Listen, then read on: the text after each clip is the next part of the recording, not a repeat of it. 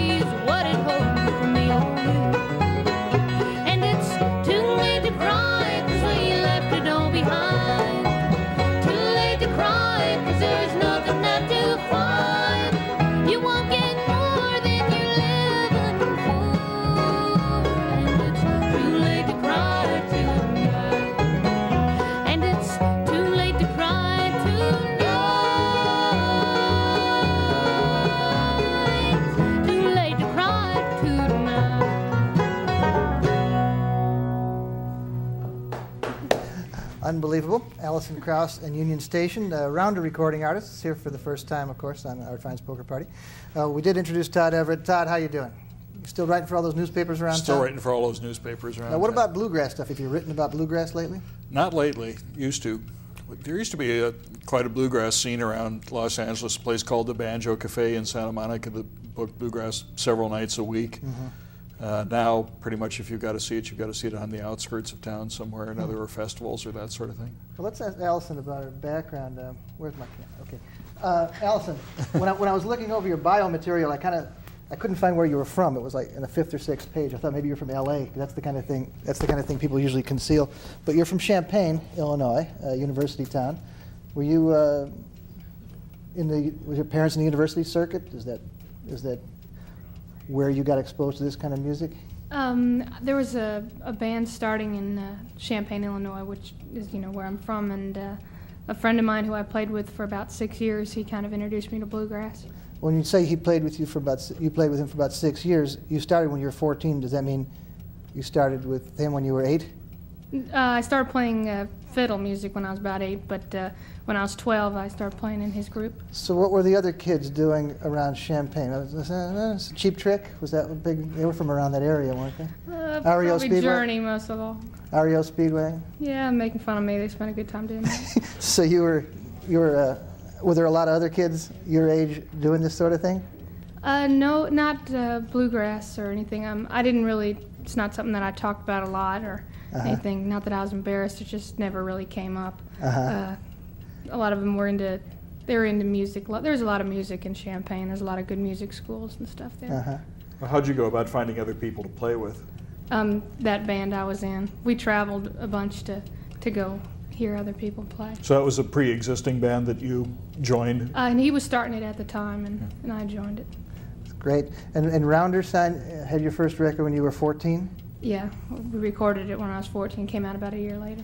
Were you already, did you just submit a tape to them, or was there some commotion about you on the bluegrass circuit already? I played with another band out of Indianapolis, Indiana for a while, and they had sent a demo tape into a couple different record companies, and Rounder called back and asked if they could have a demo tape of me doing some So stuff. it was pretty much submitted a tape. I mean, that's... Well, I didn't really know they did until later, so, but I was glad they did. Oh, we're glad they did too. We could talk, but let's play and we'll talk some more afterwards. Got another song? Yeah, we've got one written by a friend of ours named Dan Tominski that Tim Stafford, our guitar player, is going to sing for. It's one called Another Day, Another Dollar.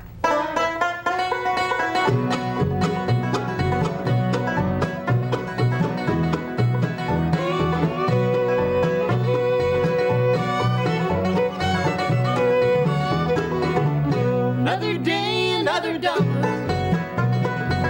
That's what I'm working for today.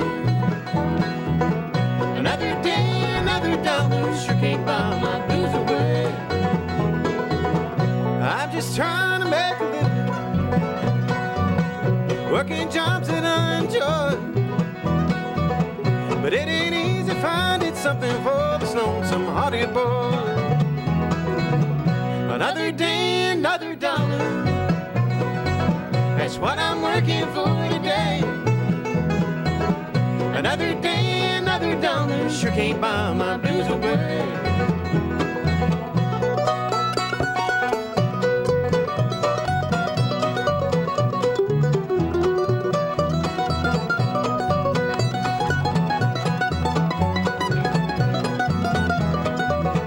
You know my life is like a highway. There's just too many roads to take. You know I'm trying to take the right one, just gets harder every day. Another day, another dollar. That's what I'm working for today. Another day, another dollar. Sure can't buy my blues away.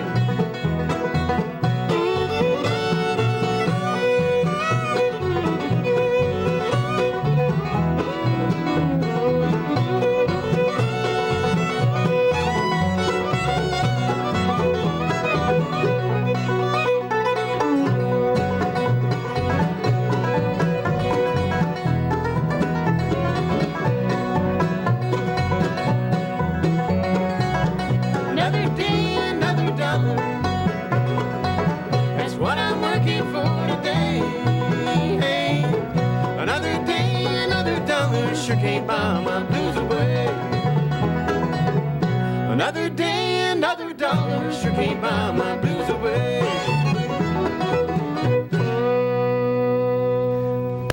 Unbelievable. Alison Krauss Band. That was Tim Stafford. Tim, I really like Spiders and Snakes too. That was a good song. That's Jim. Oh, it's Jim Stafford. Oh, heck. Yeah, I got all excited because I saw on this CD you had, this is the new Alison Krauss solo CD. It's got Nelson Mandrell. He just got released from prison recently, yeah. I know. And, glad to see. I'm making a lot of bad jokes. I have a standard question. Let's introduce the band members left to right if we could, if the camera can catch them. On the left side, one formerly playing the banjo, just to confuse us, we have Alison Brown. Alison, welcome to the show. Who got a mandolin? Sorry, I have to look it up.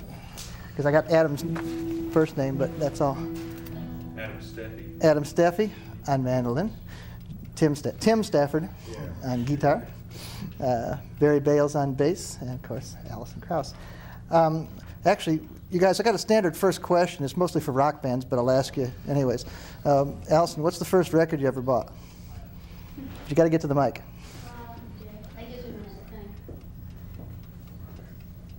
I guess the first record I ever bought was Earl Scruggs' Foggy Mountain Banjo. Oh, cool. Okay, that's consistent. Usually people come up with stuff like the Osmonds or something like that, which would be a lot more interesting. The only one it might have been, other than that, was Bedknobs and Broomsticks.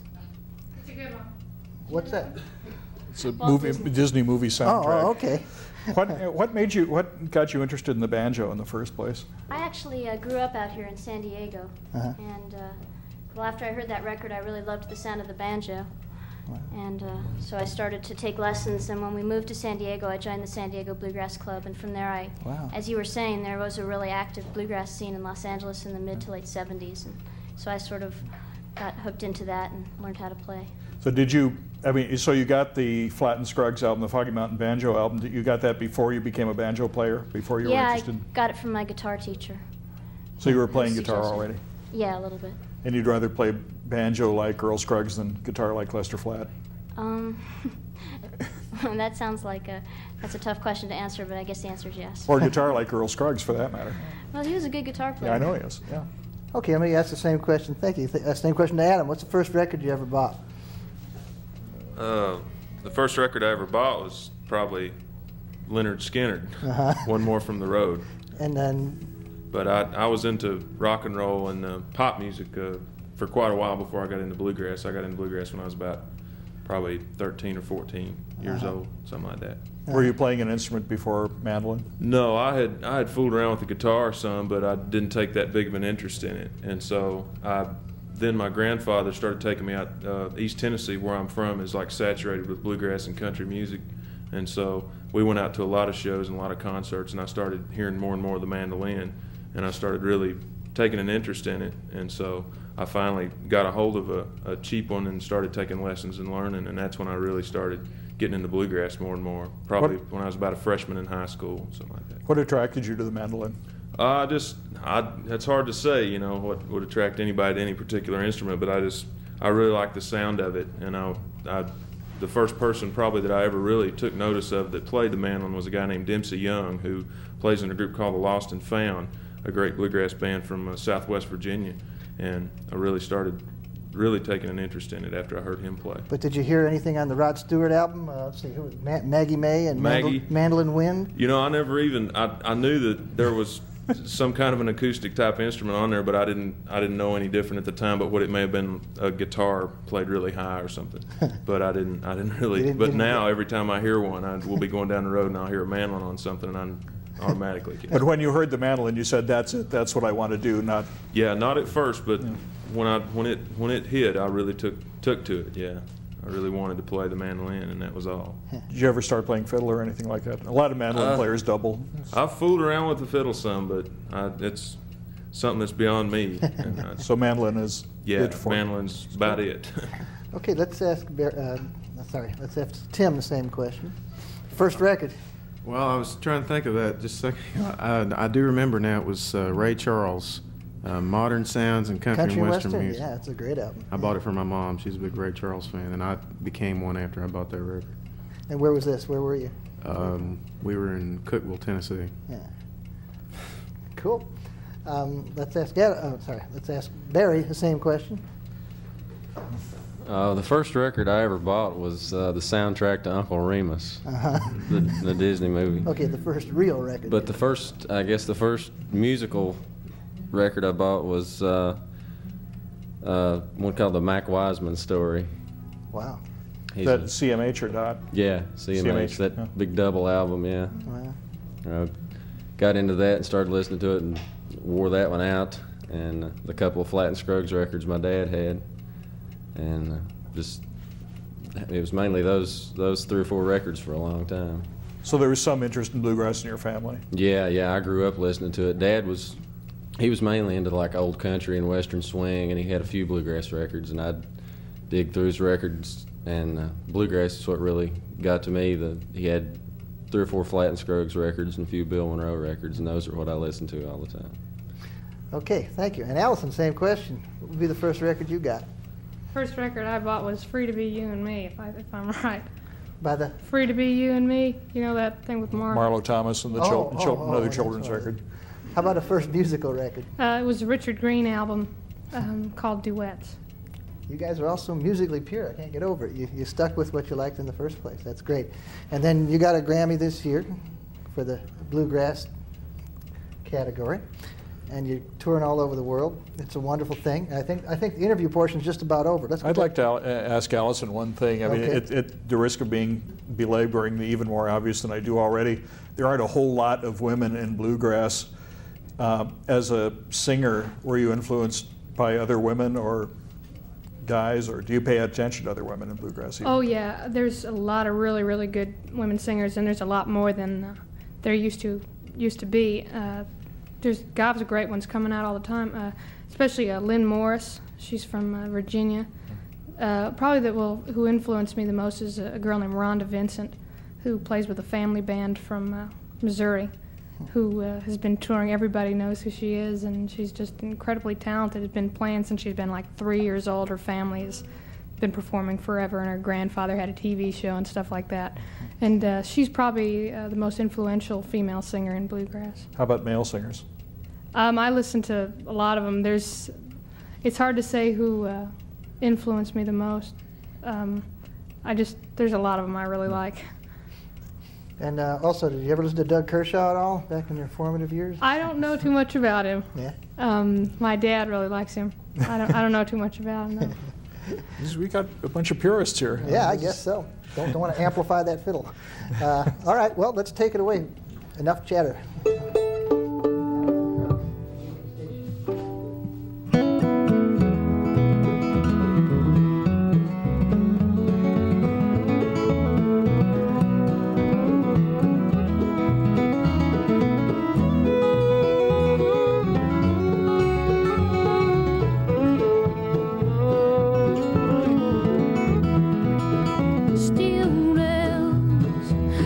Sunshine round the bend, winding through the trees like a ribbon in the wind. I don't mind not knowing what lies down the track, 'cause I'm looking out ahead to keep my mind from turning back. It's not the first time I've found myself alone at dawn. If I really had you once, then I'd have you when I'm gone. Whistle blowing in my mind, calling me along that never-ending metal line. Still there, chasing sunshine round the bend, winding through the trees like a ribbon in the wind. I don't mind not knowing what lies down the track, 'cause I'm looking out ahead to keep my mind from turning back.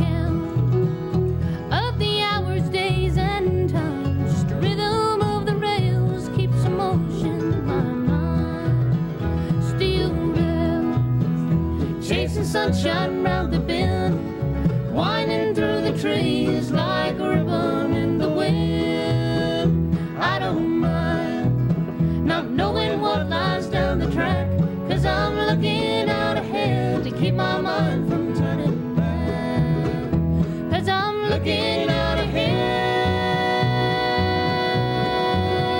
to keep my mind from turning back.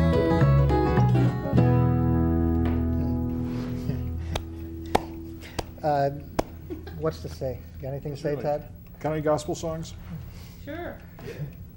Gospel song, Todd? Gospel song. You feeling the need for some of that old-time religion? I love like gospel trios, harmony singing, that sort of thing. Well, this is our chance to get what we want. This is great. This is. While they retune. What request do you like the least? I mean, when you hear somebody in the audience yelling it out, do you cringe the most over? Orange Blossom Special. You got it, honey. You're right on there. I have a friend who is married to a fiddle player who once, the legend goes, once punched somebody out for requesting Orange Blossom Special. We've never done that. We've kicked him a few times, but we haven't ever punched him out. How do you feel about Rocky Top? That one probably is right up there, too. Yes, that's fine. Oh, the devil came from Georgia.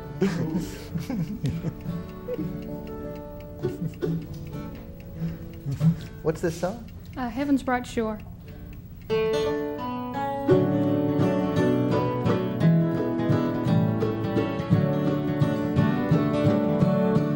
Out on the hills of glory land, so happy and free at God's right hand, they tell of a place of marvelous grace on heaven's bright shore.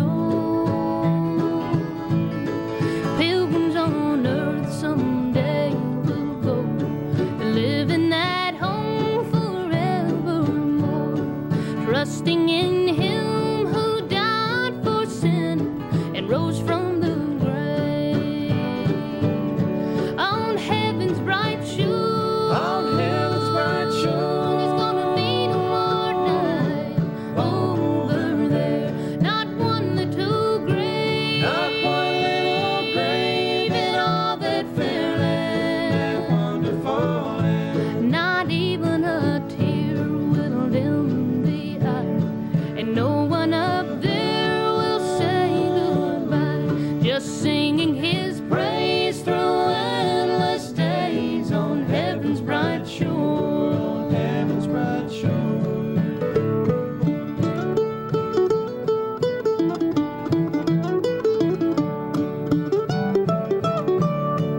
When I must cross that rolling tide, there'll be someone on the other side welcoming me to that fair land made perfect by love. When I walk up the milky white way, I'll see that homecoming in array. How great it must be for angels to see a pilgrim reach home on heaven's bright shore. On heaven's bright shore, There's gonna be no more night over there. Not one little grave, not one little grave in all that fair land. wonderful land. Not even a tear will dim the eye. No one up there will say goodbye. Just singing His praise through endless days on heaven's bright shore. On heaven's bright shore. Just singing His praise through endless days on heaven's bright shore.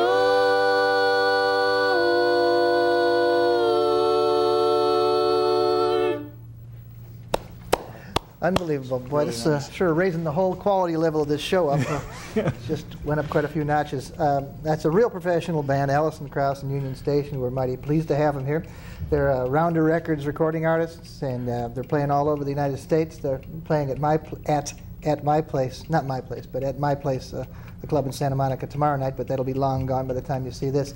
So keep your eyes on the newspapers. McCabe's at my place, a few other places. Watch the music video channels for the music video that she was taping in Los Angeles while she was here for this show. Yep. She came in to do this show and then thought she'd tape a video while she was around town. That's right. Yeah, that's right.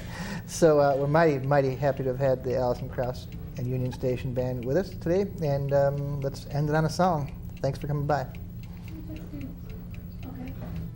We'd like to do the title song off of the new CD we have. This is one we made a video on that went to #1, and we were real happy that it did. This one, it was written by Sidney Cox. I've Got That Old Feeling.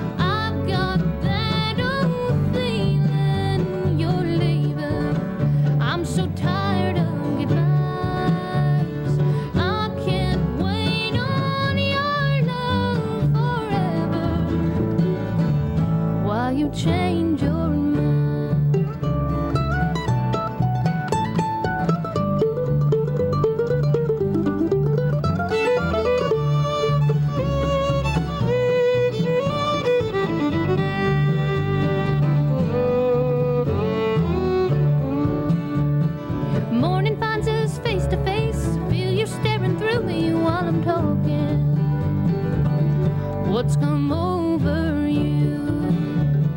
Familiar looks I recognize, the same old looks that said goodbye the last time. Something I'm used to. I've got that old feeling you're leaving. I'm so tired of goodbyes. I can't wait on your love forever while you change your mind.